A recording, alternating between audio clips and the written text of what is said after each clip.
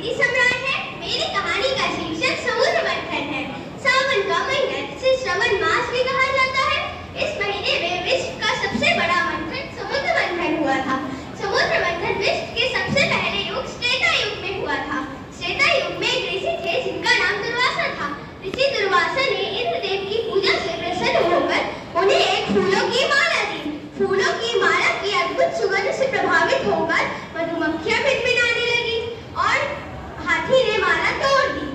माला के तोड़ने के बाद जब इस बात का पता ऋषि दुर्वासा को चला तो उन्होंने क्रोध में आकर श्राप दे दिया कि सब कुछ बर्बाद हो जाएगा, स्वर्ग लोक पर राक्षसों का राज होगा और सब कुछ बर्बाद हो जाएगा। धीरे धीरे श्राप के अनुसार होने लगा।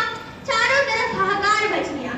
इस तरह सबसे परेशान होकर सारे देवताओं और इंद्रदेव गए भगवान विष्णु के पास। भगवान विष्णु ने सबको एक हल बताया। वो हल था कि उन्हें समुद्र मंथन करना पड़ेगा। समुद्र मंथन दूध के सबसे बड़े महासागर क्षीर सागर में करना होगा। क्षीर सागर में उन्हें समुद्र मंथन करना होगा, जिसमें उन्हें एक बड़ा सा पर्वत और एक मोटी तगड़ी रस्सी की आवश्यकता होगी। देवताओं ने सारी तैयारी कर ली।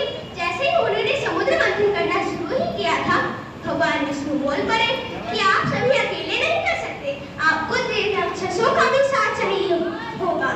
उसके बाद सारे देवता सोच पड़ गए कि सारे देवताओं ने सोचा कि जो राक्षस और देवता आज तक कभी मिलकर कुछ कर ना पाए वो एक चीज कैसे करेंगे।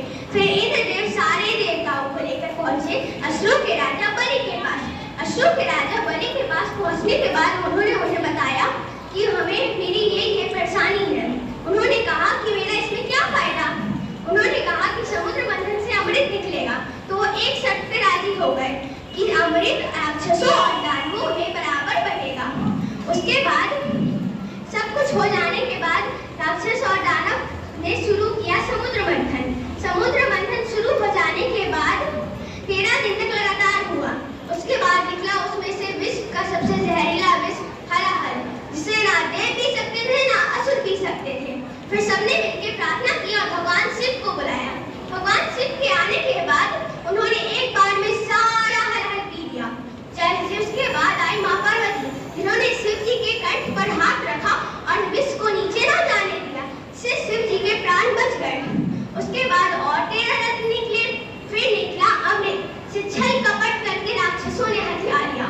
लेकिन भगवान विष्णु ने मोहिनी रूप धारण करके विष को और अमृत को वापस ले लिया और देवताओं को बुलाने लग गए।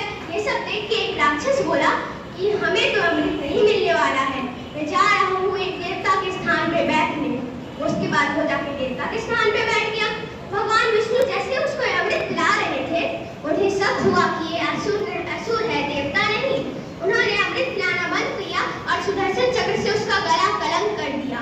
गला कलंक करने के बाद वो मरा नहीं, क्योंकि वो अमर हो चुका था, इसलिए उसका नाम वासुकी पड़ गया।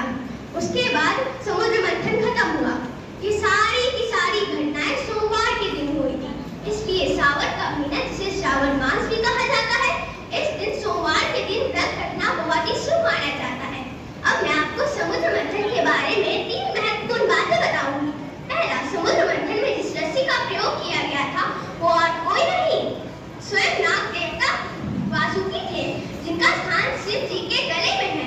दूसरा, भगवान विष्णु को मां लक्ष्मी एक रत्न के रूप में प्राप्त हुई थी समुद्र मंथन में।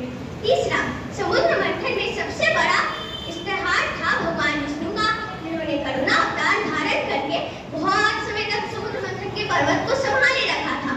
इसलिए सावन का महीना बहुत पूज्य माना जाता है। उस दिन शिव जी पे दूध स्नान